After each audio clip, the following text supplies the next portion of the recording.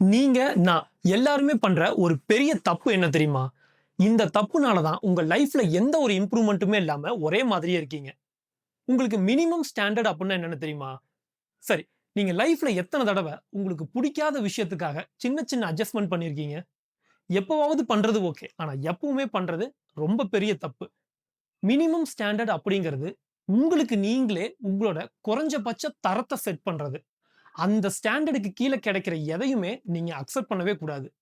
உங்களோட minimum standard எவ்வளோ பெருசா இருக்கோ, உங்களோட சக்சஸும் அவ்வளோ பெருசா இருக்கும். நீங்க பழகுற ஃபிரெண்ட்ஸ், நீங்க போடுற ட்ரெஸ், நீங்க பார்க்குற படம், நீங்க சாப்பிடுற சாப்பாடுன்னு எல்லா விஷயத்தையுமே உங்களுக்கு நீங்க ஒரு மினிமம் ஸ்டாண்டர்ட செட் பண்ணுங்க. அதுக்கு கீழ கிடைக்கிற எந்த விஷயத்தையுமே அக்செப்ட் பண்ணாதீங்க. நீங்க எப்பவுமே 2 ஸ்டார் ஹோட்டல்ல தான் ஸ்டே பண்ணுவீங்க அப்படின்னா, அதுதான் உங்களோட மினிமம் ஸ்டாண்டர்ட்.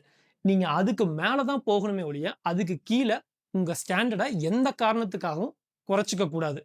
உங்களோட ஸ்டாண்டர்ட் உங்களோட லைஃபோட ஸ்டாண்டர்ட் பெருசாகணும் அப்படின்னு நினைச்சீங்கன்னா, உங்களோட மினிமம் ஸ்டாண்டர்ட் கண்டிப்பா பெருசா செட் பண்ணுங்க.